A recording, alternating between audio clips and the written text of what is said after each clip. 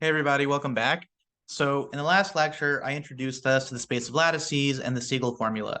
In this lecture, I want to prove Siegel's formula. So let's pick up from last time. So just quickly, Siegel's formula says that if I have a continuous function with a compact support on Rn and I take the Siegel transform of it, then I'm able to compute this integral that now lives on the space of lattices. I'm able to compute this integral by just integrating some function on Rn, at least up to a constant. All right. And additionally, before I left, before I ended the lecture last time, I introduced a number of different characters. So I want to write them down. G was SLNR, gamma was SLNZ, G prime was this semidirect product, SLNR, semidirect Rn minus one, and then gamma prime was the intersection of G prime with gamma, aka I just replaced the R with Z coefficients now. And the thing that I left us with was this very, convoluted, potentially looking diagram. This very convoluted looking diagram that says, well, I'm interested in this thing on the bottom left here, G mod gamma. And G mod G prime by the orbit stabilizer theorem tells me that this is just the same thing as Rn. And that's ultimately where I would like to do this integration. And I'm able to relate these two spaces by looking at this common cover of G mod gamma prime. And I'm able to go from G mod gamma prime through just this projection map. Pi 1, that sends the coset upstairs to the right coset downstairs, and then pi 2. And now I could be one potentially is interested in like looking at what the fibers of these maps are. And the fibers of pi 1, I can identify them as just gamma mod gamma prime, which by the orbit stabilizer theorem is geometrically just the primitive integer points. Or I can look at the fiber of pi 2, which in this case ends up being a way of parameterizing the space of affine lattices. And each of these spaces have a very natural measure that I'll denote as M sub that space. So for example, if I grab the space of affine lattices, G prime mod gamma prime, then I'll denote this natural measure that lives there as just G prime mod gamma prime. Okay? And armed with these tools, I claimed, we'll see if it's true today, that we can more or less quickly prove the Siegel formula. All right, so let's go ahead and do that. Oh, and I guess there's one key fact that I need to mention before we get into the proof of the Siegel formula. Key fact is that G mod gamma prime has a unique G invariant measure that by the convention above, I will denote as G mod gamma prime. All right. And I won't prove this.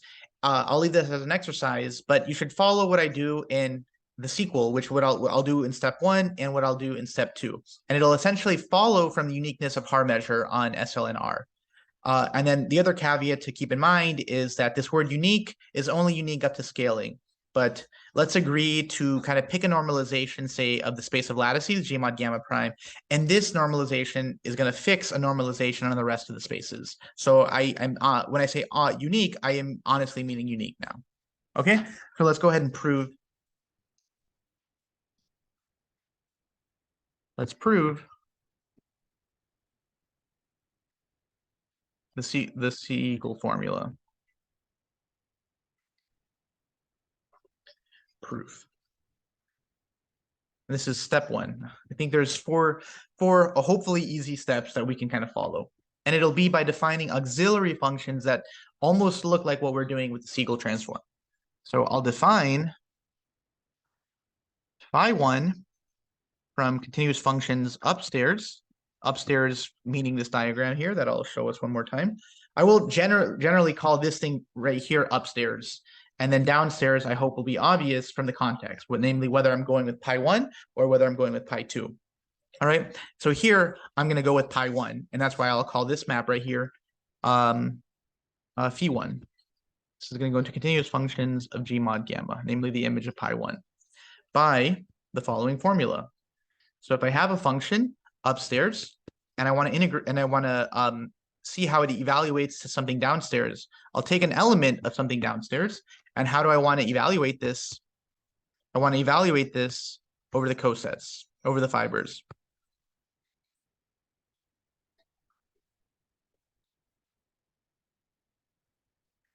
All right. And what I said before about the Siegel transform continues to hold for phi one, right? So this is not the Siegel transform because I'm not starting off with a function on Rn. I'm starting off with a function on G mod gamma prime. But you could be worried about whether this is an infinite quantity, right? These fibers here, we know are going to be infinite because they're actually going to be identified with primitive integer points. But because I'm looking at continuous functions of the compact support, I'm actually only going to have a finite sum. And now this is defined in a coset. So what if I was to change the coset representative? Namely, what if I was to take G tau where tau is inside of gamma? Then this is not going to change the sum at all. It's just going to kind of reshuffle the points. But the points, the sum is going to be the same thing.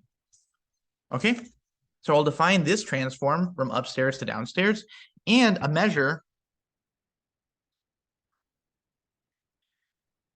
M1 upstairs by the following formula. Grab a function upstairs. And how do I want to integrate it? So I have this mystery measure, and I want to know how to integrate a function upstairs. What I'll do is the following. I define essentially M1 through this formula. So I'll define M1 by grabbing this function and pushing it downstairs. This is with phi, and then integrating it downstairs. Okay, so I'm defining an integral upstairs by some integral downstairs. And now here is where the magic happens. Here, like, so maybe one way to think about these two lectures is the first lecture, outside of introducing us to Siegel's formula in the space of lattices, said orbit stabilizer theorem is really useful at identifying stuff. The thing that we're going to use, the fact kind of from outside of these lectures that we're going to use over and over and over again in this lecture is uniqueness of Haar measure. That if I have another, G invariant measure, that it better be Haar measure on the relevant space. So we'll use this very shortly. And in fact, now actually. So I want to note that M1 is G invariant.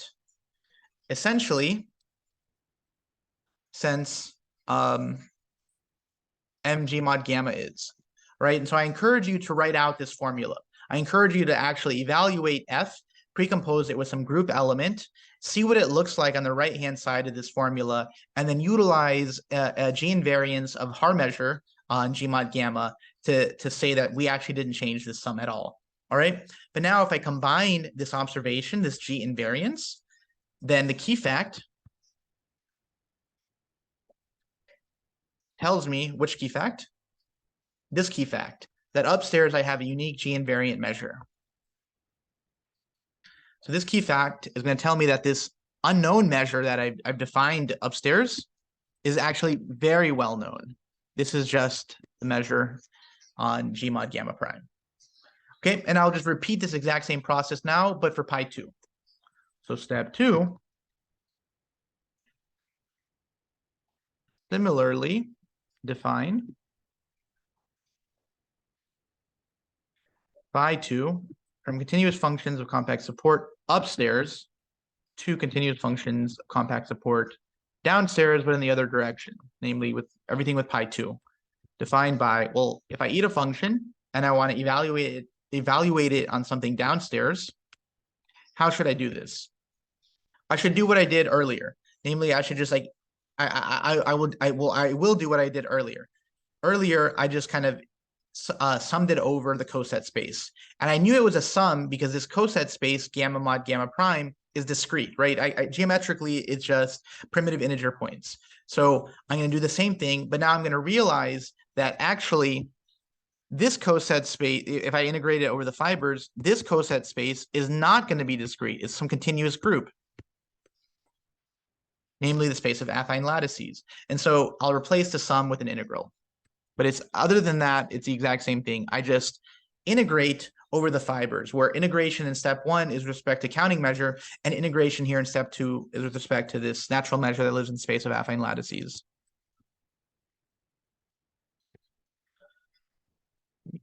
G prime, gamma. Okay, so this is going to be a very well-defined transformation, and I'm going to use this transformation to define a measure upstairs. Define M2 on G mod gamma prime by the same formula essentially as we did before. G mod gamma prime, if I grab some nice function, how do I evaluate it? I'm going to evaluate this function by the following formula. Push it downstairs on the right this time. And now integrate it by everything downstairs.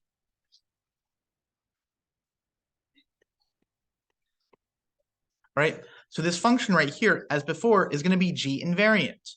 All right, so by uniqueness of G invariant measures upstairs, I am able to deduce by G invariance of M2, I'm able to observe that M2 is nothing other than M of G mod gamma prime.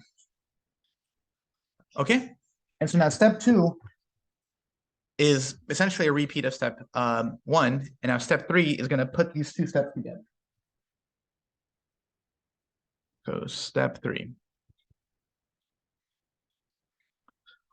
Hence,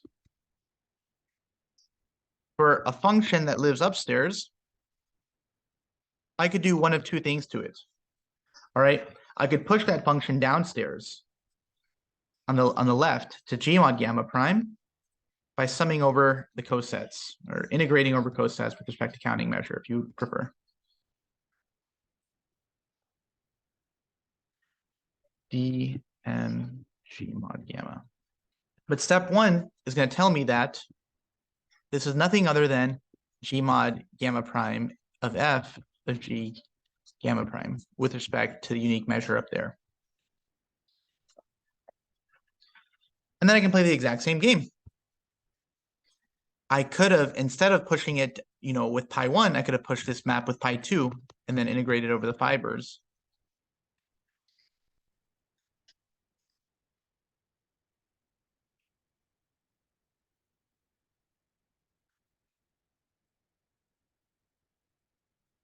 Oof, that's a lot to write. But step 2 tells me that this lot to write is actually a well-known measure. It's just the unique measure that lives upstairs.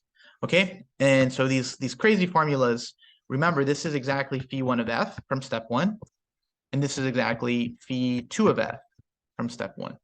Okay, so now I'll utilize this formula and I'll cheat a little bit and just copy this formula.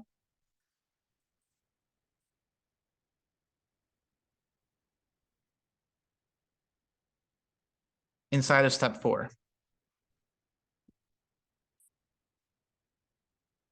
Okay, so how will I utilize step 4? Step 4 is actually going to finish the proof of the Siegel of Siegel formula. How so? Well, I'll actually prove it. So let me take some function that's inside of CC of Rn, as I'm supposed to in the Siegel formula, in the Siegel transform, right? By all of the previous stuff, by the orbit stabilizer theorem, this is nothing other than CC of G mod G prime. Okay, and now I want to think about it. I want to use step 3. So I want to think about this as a function living upstairs. And how can I do this as a function living upstairs? I can do the obvious thing of just composing. If I have something upstairs, just push it downstairs and evaluate f on it. So this function right here is going to be CC of G mod gamma prime. Right? I kind of lifted it up, trivially to like a function upstairs, but it's really the exact same function that I started off with downstairs. It really is a function on vector that eats vectors, right? That eats some vector inside of Rn. So the formula from step 3 applies. And this is where I said I cheated a little bit. Now I'm just going to paste this formula.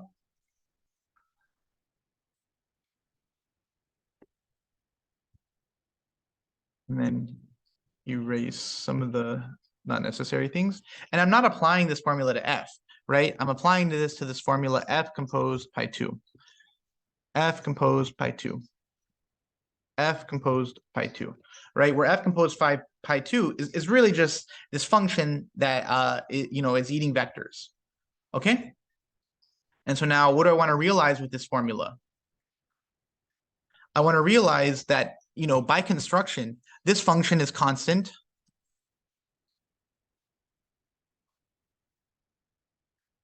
on fibers, right? And what are the fibers in this case? The fibers here are exactly G prime mod gamma prime, right? So this function that I'm integrating downstairs is not seeing anything that I'm integrating downstairs. It's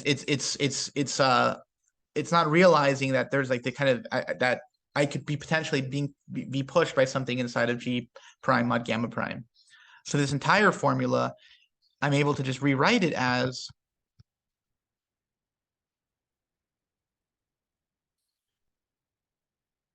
something that is a vector, namely G times G prime, times the relevant, or integrating by the relevant measures. All right, but now this is not eating anything inside of, this is not eating any affine lattices. This is not eating anything inside of G prime mod gamma prime. So this is just a constant. This is just from the point of view of this measure, this is just a constant. So I can take out this constant, which is the volume of the space of affine lattices. And then I'll say something else about that in a moment. Times G mod G prime of f of this.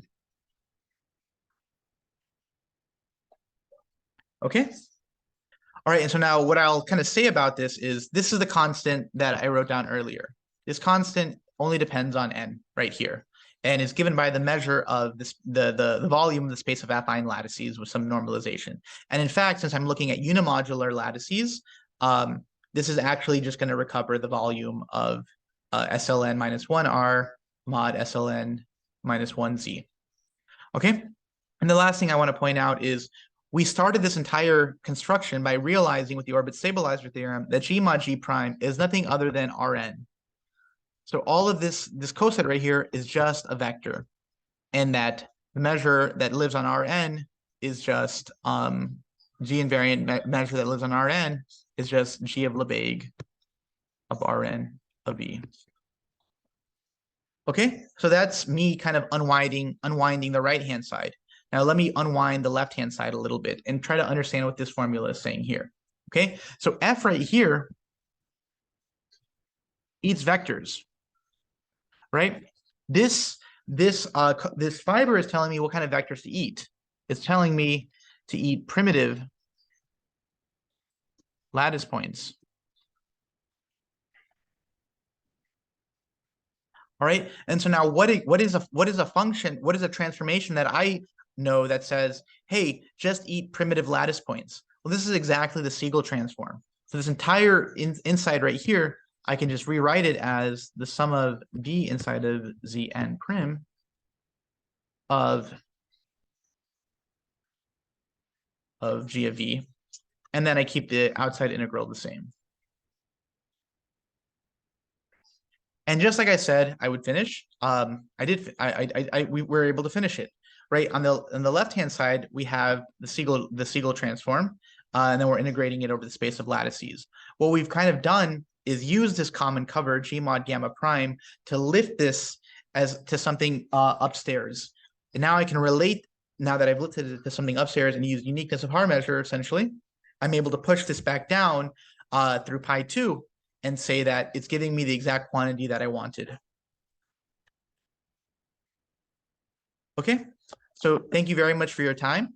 I hope you learned something, and please come to me with any questions that you may have about this proof.